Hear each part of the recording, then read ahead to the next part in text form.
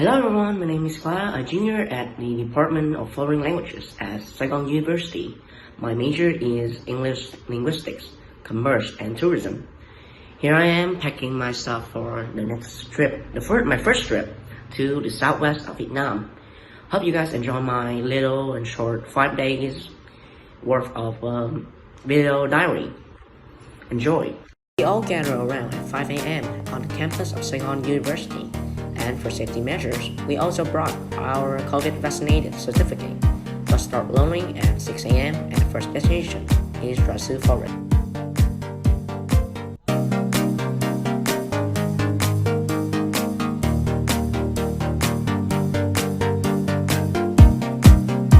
At the front door, we are welcomed by the scenery of a beautiful garden. Let me have a brief introduction about the destination itself. Tra Sư Forest, or also referred as Tra Sư Flood Forest and Tra Sư Mangrove Forest, is an ecosystem of catchable trees that line dusty dirt paths and home to a large variety of birds and other wildlife. The destination itself is located in Nam Giao Commune, the Minh District, and An Giang Province. It is just about 10 kilometers from the Cambodian border. It's the place for those who love the beauty of wild nature. Tra Sư is an ideal place to explore the typical ecosystem of Mekong Delta. And in flood season, the forest is dressed up with the appealing look of green carpet of duckweed, covering the whole large area. It's been 2 years since my last vacation, so I'm very grateful for having a chance to explore such a beautiful and refreshing place. Majority start about on a long, small motorboat, which is called tak rang by the locals. It is a very common means of transportation in Mekong Delta region. Along the small canals lining the forest, you will admire a large greenery of lotuses and water lilies on the water. And it is not because of the affected storm that is happening to our country, Vietnam. You would also see the local harvesting catchable flower honey. Next, to the forest, I will switch to a small wooden rowing boat, just enough for 4 people, gently drifting along the water and go deeper through small canals. You will be able in and out of different kinds of birds scurrying all around. As the moment, I had a chance to observe thousands of white stork and other colorful species of birds flying above or perching on branches. Sadly, today the weather is not really bright, so maybe they are all hiding away. Nonetheless, interesting to hear about the forest and where the birds are from the Sampang Rower. And for next destination, I will visit the memorial site of the Guru of Cai Lung, Kavang Lao, who was buried in 1976. This place was recognized as a National Historical Cultural Site in 2014. Bac Lieu is also a birthplace of Lao's most famous vọng cổ song, Nhạc cổ Hoài Lang, or Night Drum Beat for the Absent Husband, which was composed in 1919. The song tells the story of a love, anguish, and fright of a young woman who awaits her husband's return from the battlefield as she listens to the sounds of war drums. On the front garden, we will see a statue of Kavang Lao himself and a wall who was sculptured with lyrics of the song itself. Also, on the garden, we can also see statues of musical instruments that Kavang Lao played. And moving on to the museum site, we can see the display of various musical instruments and also the place where people put the altar of Kavang Lao himself. Also, taking a look around the museum, we can see various pictures of people who was related to Kavang Lao in his prime time, which are many music artists. And here is the wax statue of Kavang Lao, which were imported from Thailand into Vietnam. The statue is very detailed, and alongside of it, These also display multiple statues, wax statues of him and his friend. Next, we have a chance to pay respect to the deceased artist by burning incense and pray. And before the end of the trip, to listen to the song itself.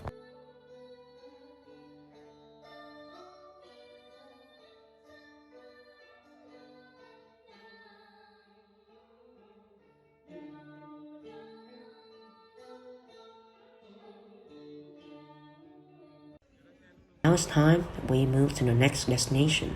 For the next stop, I pay a visit to the house of Prince of McNeil, who was famous for his story of boiling eggs by money. He owns many wealthy items such as Fusion car or Ford Vendette, the car I'm showing at the moment. As you can see, at that time, only the richest would have such a car, such item in their possession.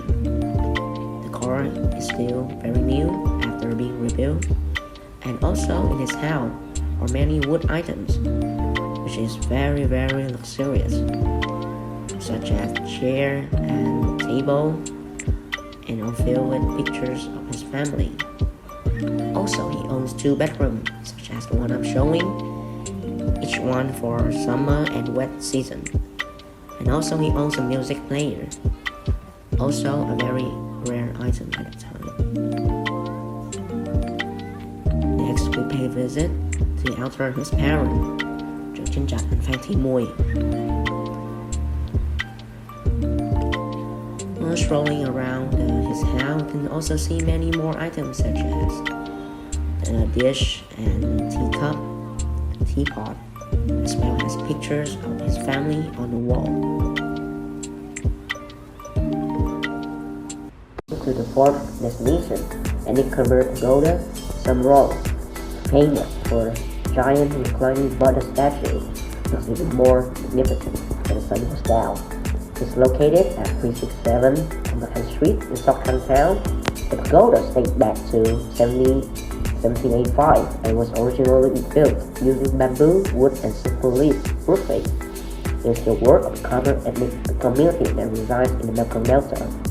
And at the entrance is the Tisu violin, East Asian culture's mythical chimerical creatures. And inside, the main hall is used for worship, with roof decorated with details depicting the goddess, Kinor and Krug, with both sides of the interior decorated with paintings of worshippers challenging themselves, overcoming the challenge of their life.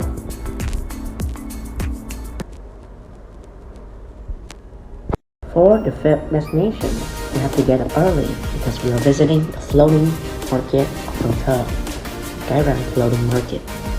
It has made contribution not only to cultural exchange but also waterway economic development. The market opens every day from sunrise until evening, and the visit time is from dawn until 9:30 a.m. In the early morning, the waterway becomes a maze of hundreds of boats and junks of all sizes anchored along the river, about a kilometer, all carrying a variety of seasonal fruits and vegetables. Now, you can see some boats are approaching my boat to commercialize their products, to market their products, and also give out samples for us to try. Also, the floating market is specialized in displaying a long upright pole, which the locals say bell, and this bowl on which is sell the hang samples of their products. And for a larger floating house, we can try candy and treats. Here I am trying some coconut candy. Goodbye to Arab Market. It gives me many wonderful experience. I hope someday I can revisit it again to explore more, because time is limited, so we can visit only a few of floating house and try less products. Not least, we are visiting the Temple of Hung Kings. From the main entrance, we are walking through a nearly 1,300 meters of yard, implying sky and earth. And from here far away, we can see the bronze rum, a symbol of our ancestors. Walking through the garden, we can also see 54 cylindrical pillars of 4.5 meters in height and 1 meter in diameter, forming a circle in the lake, symbolize the community of 54 ethnic groups in Vietnam. Moving to the museum in the underground, we had the chance to hear more about the historical experience of those who discovered these relics from the past, such as bronze, pots, and many more. I'm heading to see musical instrument over there.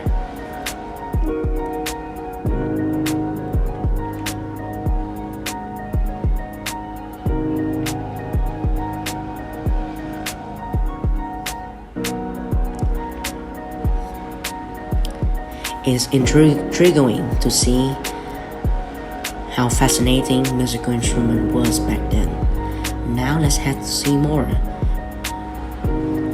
The interior is decorated with patterns of old civilization of Văn Lang. Various relics such as altars are also displayed here.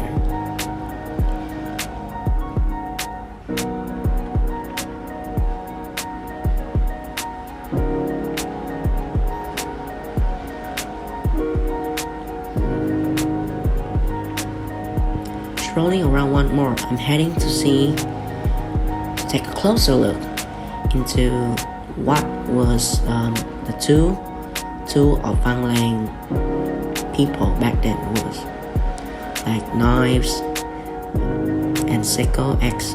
And now it's the end of my trip. Hope to see you guys in the next video. Bye bye.